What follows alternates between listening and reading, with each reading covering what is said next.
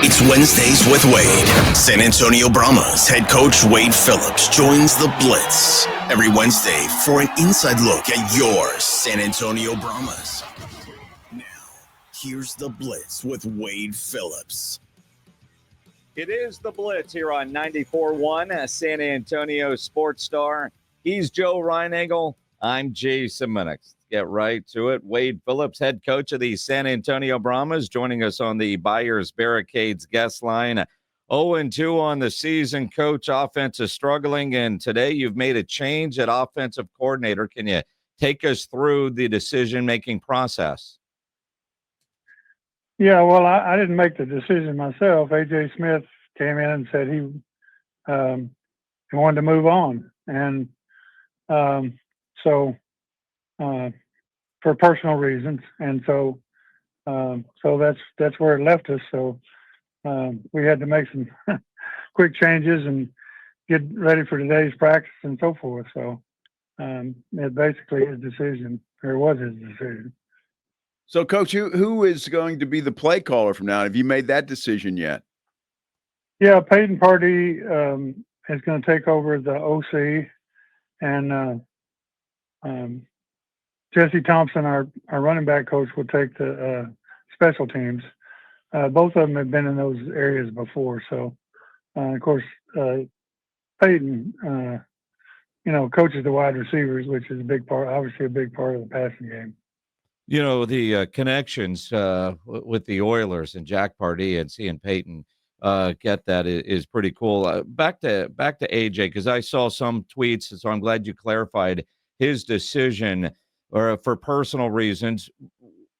Were you surprised by that, or with the way the offense has struggled to this point? No, I was surprised. I mean, we've been together for 3 years. We've been in the playoffs every year. We won the XFL championship. I mean, he's done some good things for us, certainly. And I tried to talk him out of it, but I couldn't. So he just felt like that's what he needed to do in his life, and I couldn't change his mind. Wow. Well, Coach, when you look at the offense, obviously it has been struggling a little bit in these first two ball games. Will there be much of a change with Coach Pardee? I think some. I mean, we have some positives in the offense. I mean, especially the running game. We're third in the league in rushing and 5.6 per rush. So, that hopefully that won't change. But yeah, obviously our whole staff, which has been together, but our whole staff offensively is getting together, and they had to do it quickly this morning because we had to basically change practice. For this afternoon's practice. So, and we had a good practice. So our players, people adjust. Our players are adjusting. Our coaches are adjusting, and it's. I don't think it's ever a positive, but it's. It's something that he moved on, so we got to move on. Wade Phillips joining us here on the Blitz, head coach of the San Antonio Brahmas. Go ahead. Yeah, sorry. And we're going to bring in Cody Latimer as a coach of wide receivers and tight ends for us. Cody played for us, obviously, and was all league. And I got a bad knee injury, but he wanted to go into coaching, and I think he'll be a really asset for us. And plus, he was a leader on our team last year anyway. So I think I know it's a good hire for us. Good deal. Coach, when you think about 18 points in 2 games offensively, a change in OC by his choice, but do other changes need to happen? I mean, Kellen looks okay, but is there issues in the offensive line or receivers running routes, or, how do you, when you're going through the film, trying to figure out why this offense hasn't clicked the way it was expected to? Yeah, I mean, it's more the passing game. Obviously, like I said, we're able to run the football, but we've been behind. So actually, our running game would have been a lot better for in the game, but we had to go completely passing. Which, we've got to play a closer game where we can have the option to run or pass. But I think, I mean, we had a good practice today, and guys bought into what we're doing. You can't completely change everything, but I thought a lot of things that we did differently looked good in practice. Well, obviously, when you make a change or the coach himself made the change and you explain that to the players, I would imagine there's a little bit of shock with them too. And how did they handle the news, Coach? You said you had a good practice, which is a good thing, but was there a little bit of shock and awe for those guys? Well, to a certain extent, but I mean, it's all of us. I mean, obviously, we didn't know what was going to happen. It came up really this morning, and I thought everybody, just picked it up and went forward and moved on. Just like AJ moved on, we moved on pretty substantially today, I thought, as far as our execution. And we're emphasizing the attention to detail. We've been pretty good in our assignments, but we need more detail. And I thought we did that well today. Any changes in the starting lineup offensively? No, not really. I mean, I think all the areas. I mean, our offensive line. When you're losing, you say they didn't do well, but their blocking and stuff is really good up front, especially in the running game. Well, we were talking about the offense, Coach. What about the defense? What do you see that needs to improve there? Obviously, first two games, there's been a lot of points given up. Well, it's all a running game. Both teams have rushed over 100 yards on us, and that's something we weren't used to, and we didn't expect to happen, but it has. So our emphasis is stop the running game. And part of last week's running game, obviously, was the quarterback running for 60 yards. So, and we faced the same type quarterback this week. So we've got to improve quickly in that area.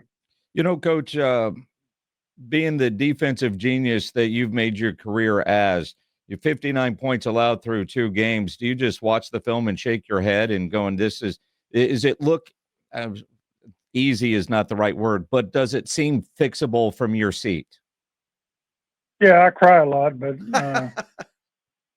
no, I mean, it's certainly disappointing. I mean, we're disappointed certainly as a team overall of what we've shown, but we have a lot of high character guys. I think that they're still moving forward with the team and expect to have success and working at it. They're very hard workers and a very high character group. I think is going to keep coming on. That. Yeah, defensively we have a completely different front than we had last year. I mean, we had the 2 linebackers we had, but we don't have the same front we had, and it just hadn't melded together yet. So I think we'll do a few things different certainly, but to try to help that area, help the running game, help stop the running game. So we've got to do that first. Wait, just to ask you, and you guys don't have any preseason games to try and work out any kinks, and I know some teams are further along than some others. Do you think maybe that's part of the reason, and you're just kind of these guys getting used to what they're doing now as we head into the season, and maybe that'll change as we move forward? Yeah, I mean, both teams we played have almost all the starters they had last year, especially offensively, St. Louis had almost all the same offensive line they had, same running backs. They changed the quarterback, but that helped them because he could run with the ball. So, I think, we have a lot of new guys, and you're putting together a new football team every year. In some cases, you're putting together, a whole lot of players that haven't played together yet. And so I think some of it that, but I don't want to blame it on anything. I blame it on me first. We got to get our team ready to play and be in the ball game where we can win them. Wade Phillips, head coach of the San Antonio Brahmas, joining us here on the Blitz on 94.1 at San Antonio Sports Star. We call it Wednesdays with Wade. Brahmas, you get to go on the road again at the Michigan Panthers Sunday, 11 a.m. on ABC television for this one. Now, Michigan's 1-1, and their points allowed and points for is about the same. The game they lost was about as lopsided as the game that they won. What do you think you guys can do to go into Detroit and get a win? Well, it's about us first. We've got to play good football. They have a good football team. Mike Nolan and I have coached together. He's a heck of a coach, and he does a really good job fundamentally with his team. So I expect a good ball game certainly, and yeah, we're going to play every game on the road here for a while. So we got to change our mindset there and make sure that it doesn't bother us to be away from home and go ahead and play the way we can play. Coach, back to Kellen Mond for a minute. And I know that, his numbers weren't horrible last week, but he was sacked, and I know he was pressured some as well. Offensive line issues, is that another thing that you've got to deal with, just working with him to give Kellen a little more time to be comfortable back there? No, actually the times they sacked him were blitzes, and we didn't get the ball out in time, some of it, but they just brought more people than we had, and so we've got to fix that certainly. That's the first time we've given up 4 sacks that I can remember with any team I've had in the XFL or UFL. So that was disappointing also. But it's not I think we have a good offensive line, and I think they will show that throughout the season as it goes. But we did not pick up the last couple of games, the last 2 games. We did when he got sacked. They were all bringing more people, and we have to be able to do something with it as they do that. Is that recognition from Kellen's part, seeing the sack coming, or No, it's just part of the plays that we had called when that happened, and we just have to have a quicker. We have to have some things where you can go to when they blitz. You got to get rid of the football.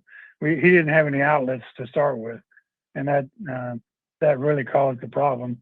And it's been 2 weeks in a row, so we got to fix that. That if they bring more people or bringing a blitz, then we've got to be able to get rid of the football quicker. We have to have some kind of outlet for him to get the ball out.